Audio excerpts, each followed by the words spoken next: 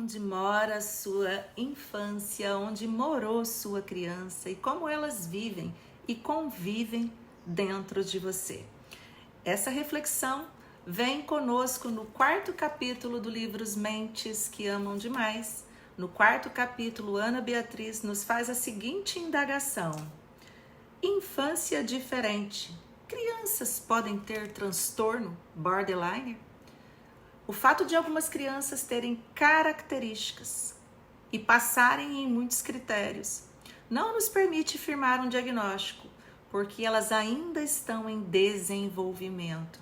Elas ainda podem passar por crises, sim, da formação de identidade e inclusive da personalidade. A personalidade, como dizia Freud, tem um osso, mas ela possui aí mais carne, menos carne, mais gordurinhas.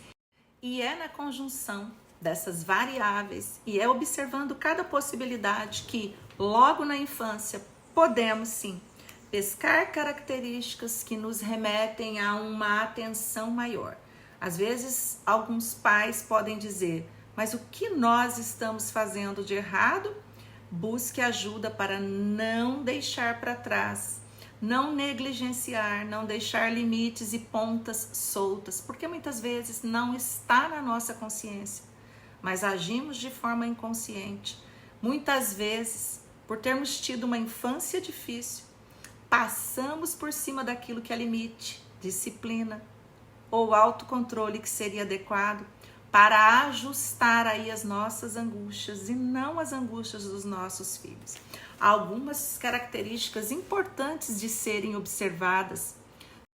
A dúvida é sempre um bom começo para aprendermos por onde revisitar as nossas escolhas, revisitar a nossa infância, a nossa adolescência e a nossa vida adulta. É importante, sim, preenchermos aquilo que nos falta, para que não queiramos preencher na vida dos nossos filhos ou na vida dos nossos companheiros, companheiras, aquilo que é importante para nós e não para eles.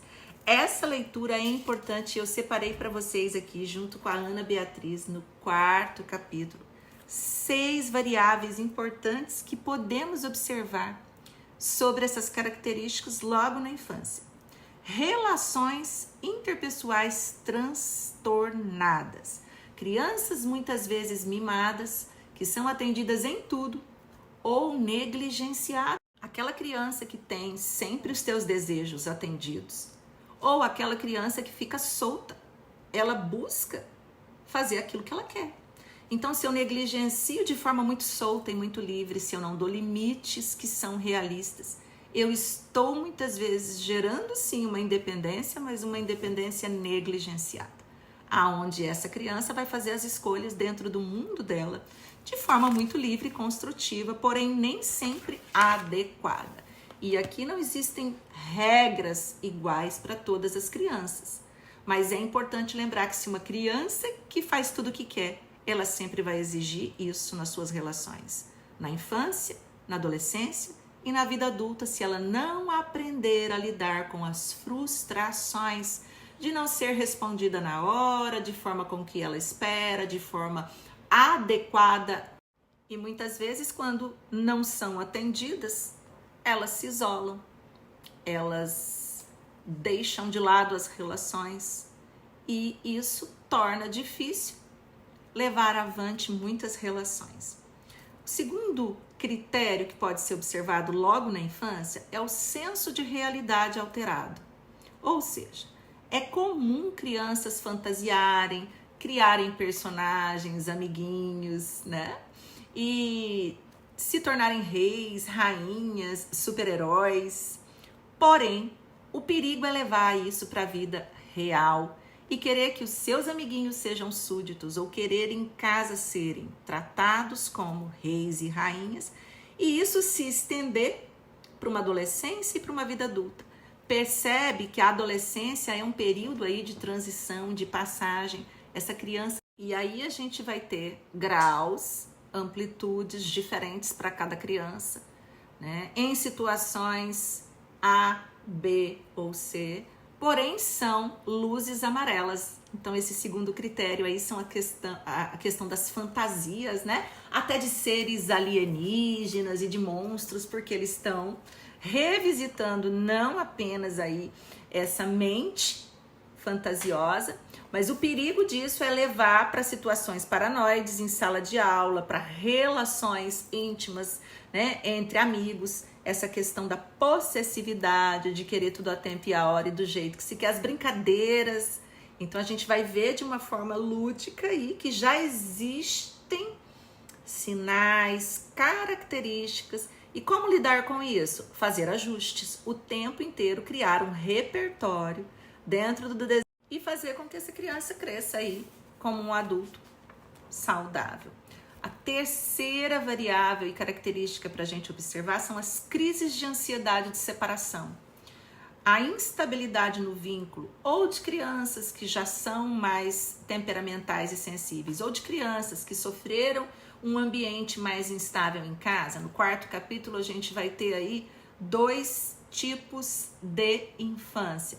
Uma forma de entender que parte é de um temperamento, de uma característica da própria criança, sua demanda, e como que esse ambiente pode minimizar essas características que já aparecem logo na infância e fazer com que isso se minimize ficando apenas com traços, ou de uma certa forma levar isso a um transtorno de personalidade. Então, aonde que a gente percebe essa ansiedade de separação? Quando a criança tem que dormir sozinha, quando a mãe e o pai tem que deixar essa criança dormir sozinha, porque pai e mãe também adoram dormir com criança, com os filhos, né? Então, a primeira desculpa verdadeira é que tem que dar o peito, tem que tá preocupado se não vai ter uma morte súbita, se tá respirando, mas isso vai crescendo. E a gente sabe que existem aí ainda adolescentes com essa necessidade, adultos com essa necessidade. Então, fazer essa passagem é muito importante. E isso passa por uma dificuldade de concentração, dificuldade de dormir, dificuldade para uma sala de aula, para um trabalho, para estudar em um lugar distante. E às vezes, mesmo isso tendo se resolvido e a pessoa conseguir lidar com isso, em algumas situações, onde está lá com o filho, ela pode revisar. Um quarto ponto de critério para ser observado, né? Essas características logo na infância são, sim, observáveis. A impulsividade. Então, quando eu percebo que a criança ela é mais hiperativa ou hipoativa na responsividade com o ambiente. Então, existem crianças que respondem muito rápido, são meio rebeldes e arredias, e tem crianças que não respondem. Então, crianças que em determinadas situações mostram uma frustração enorme e brigam e dão chiliques, e crianças que se fecham. Então, tanto eu posso ter para um lado, né, exacerbação da emoção, quanto eu posso ter aí as emoções totalmente reprimidas. E aí o ambiente vai sim fazer o manejo disso de uma forma mais saudável ou menos saudável, inclusive em alguns momentos traumática dessa impulsividade. E é comum, nesse momento de impulsividade, quando a gente também vamos pensar em neurociência, vamos pensar em neurocognição, né, com o sistema límbico mais ativado, eu tô com o meu primitivo mais ativado, eu tenho dopamina jorrando no meu lobo frontal, então as coisas estão mais emocionais. Eu tô adrenalizada e às vezes vem uma ansiedade por uma percepção aí de coisas que já estão memorizadas lá no meu límbico e que é disparado. Então, como que eu lido com essa impulsividade de forma às vezes descontrolada? Existe um pouco de perda da realidade. Então, eu fico mais paranoide, a criança pode apresentar falas, né, de que você não me ama, você não é meu pai, não é minha mãe, você não gosta de mim, você quer... Então, assim, cria-se um contexto ou de amor ou de... Então, vamos pensar o quanto que essas relações são importantes, porque o quanto elas são mais estáveis ou mais conturbadas. Segundo, o quanto que eu tô com o meu senso de realidade alterado, a minha autoimagem alterada, ou o quanto que eu vejo realmente aquilo que é, O quanto eu tenho crises de ansiedade, até que ponto essa ansiedade é saudável, até que ponto ela me traz prejuízos no desenvolvimento desse adulto mais forte, que eu enfrentar, ser capaz de enfrentar aquilo que a vida me apresenta em termos, né, de indivíduo. O quanto que eu sou impulsivo no sentido de querer as coisas do meu jeito e não ser capaz de me frustrar. E aí o quinto sintoma ou a quinta característica a ser observada já enquanto criança, lá na infância. E aí você pode se perguntar se você foi assim na infância. E aí, então, o quinto sintoma ou característica são apresentados também na infância, características que Freud dizia que seria de histeria, de neurose ou até de psicoses, traços psicóticos, no sentido de que a criança arranca o cabelo, se joga na parede, ela se maltrata, se fere, ou ela tem casos, muitas vezes, de convulsões, paralisia e até cegueira temporária. Alergias, dores, que muitas vezes são reais para cada uma delas, vividas, é o que a gente chama de psicossomática, né? Então, as feridas no corpo, as alergias, os desmaios, os vômitos, dores no estômago, precisam ser observados porque são características para serem trabalhadas. E o último e sexto critério que a Ana Beatriz nos proporciona para observar as nossas crianças, lembrando que não se fecha um diagnóstico sem que se tenha intensidade, repetição e mais de 4 desses critérios dentro de uma observação categorizada. Então, o que eu posso observar com isso? Que existem características que são comuns das nossas crises, características que são parte do nosso desenvolvimento. Algumas crianças podem ter um atraso, porém eu posso sim estabelecer uma conexão maior.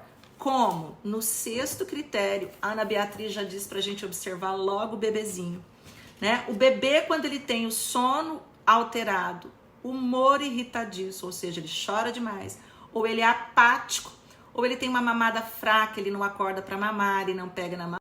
Alguns bebês podem ter a dificuldade de conexão com o olhar da mãe. Tanto a mãe se conectar com o filho, quanto o filho se conectar com a mãe.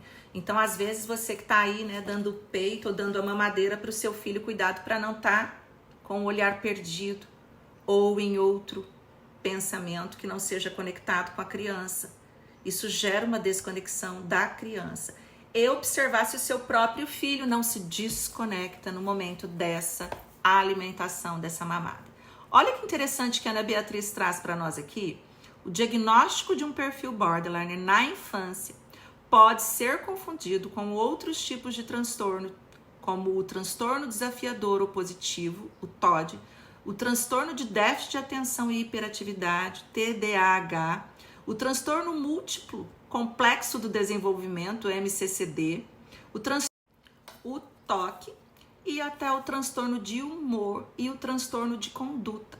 Então, ficar aí claro e observado que pode sim, quem tem essa estrutura de formação de personalidade ou traços dessa personalidade, ter aí permeando, porque é uma personalidade que está na linha, então muitas vezes vai parecer muito tranquilo, muito doce, muito normal, porém pode apresentar aspectos e comorbidades nesses casos. E pode acontecer também, mesmo em crianças, casos mais graves, aonde o critério da vida adulta é percebido e se aplica.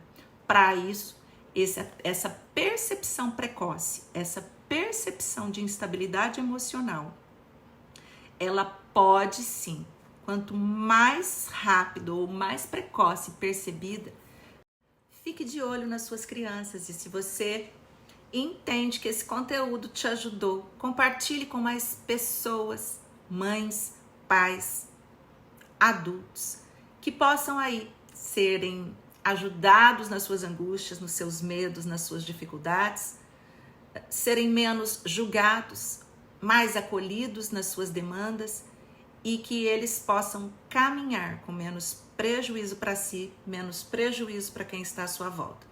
Porque não é apenas essa pessoa que sofre, mas todas as pessoas que estão à volta sofrem juntos. E a família, os amigos, sentem muito por conta de muitas vezes essa pessoa demandar muito amor.